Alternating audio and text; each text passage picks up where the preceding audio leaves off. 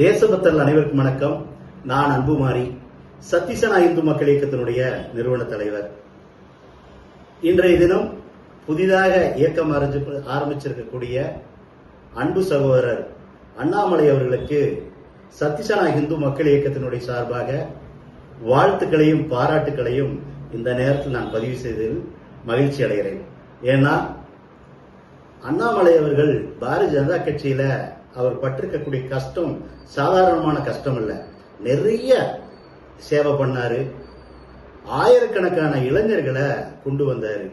அவருடைய தியாகத்தை யாராலும் கொச்சப்படுத்த முடியாது. கடுமையான உழைப்பாளி, தேசிய சிந்தனை இருக்கக்கூடிய ஒரு நல்ல மனிதர். ஐபிஎஸ்ல பணிபுரிஞ்சிருக்கிறாரு.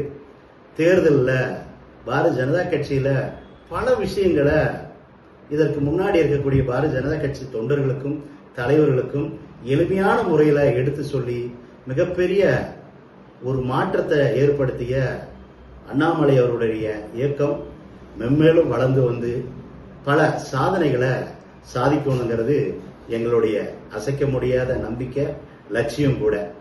அதே போல சமூக வலைதளத்துல தமிழ்நாட்டில் நிறைய பேர் இருக்காங்க. அதாவது ஒரு 7-8 கட்சிகள்.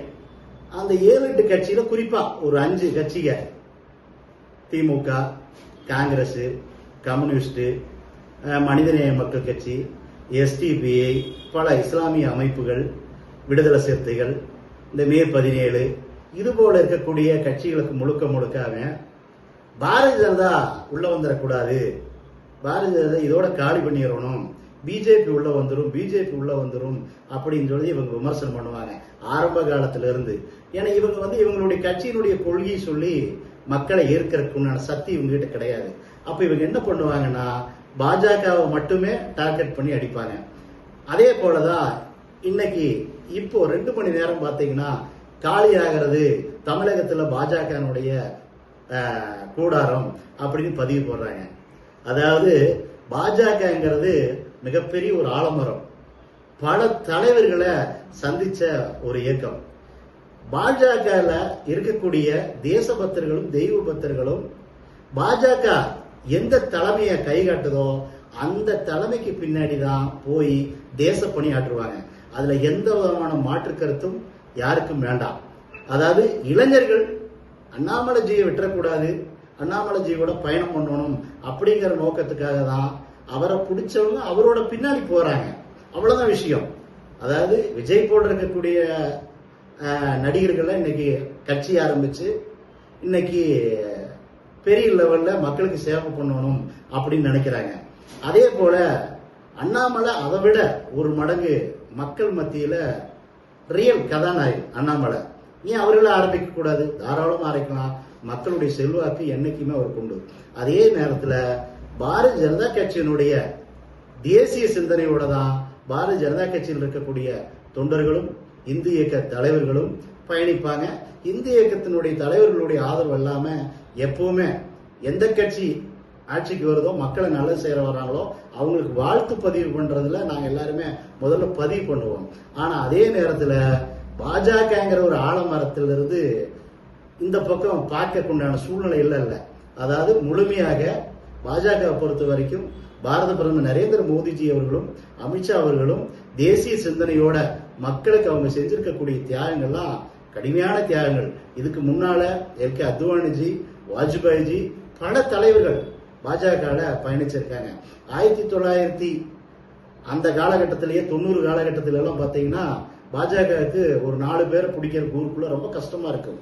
ஆனா இன்னைக்கு ஆயிரக்கணக்கான தொண்டர்கள் உருவாக்குனது அந்த பெருமை எல்லாமே பாஜகவுக்கு மட்டும்தான் சேரும்.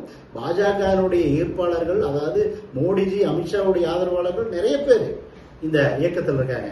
ஏதோ தமிழ்நாட்டில் ஒரு கொஞ்சம் குறிப்பிட்ட பகுதியில் ஒரு 10-100 பேரை வச்சுக்கிறவங்க பாஜகனுடைய கூடாரம் காலியாகுதா? வாய்ப்பே இல்லை. 100% வாய்ப்பு கிடையாது. என்ன காரணம்னா பாஜக பொறுத்த வரைக்கும் தேசிய சிந்தனையோடு தேசப்பற்றோட படி செய்யக்கூடிய நபர்கள் தான் சங்கத்திலிருந்து வந்தவங்க எல்லாருமே. பாஜக பொறுத்த வரைக்கும், சங்கத்தை பொறுத்த வரைக்கும் ஒரு இது இருக்கு, அதாவது தனி மனிதன் துதி ஆகாது அப்படின்னு சொல்லுவாங்க.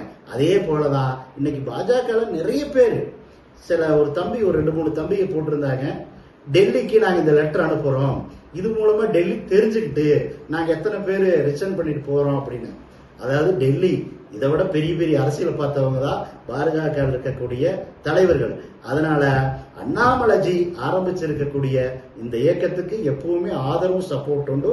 அதே போல பாஜகவில் இருக்கக்கூடிய மூத்த தலைவர்கள் எல்லாருமே அவருக்கு ஆதரவா செயல்படுவாங்களே தவிர அவங்க எல்லாம் தங்கி இருக்கக்கூடிய இடம் பாஜக தான்.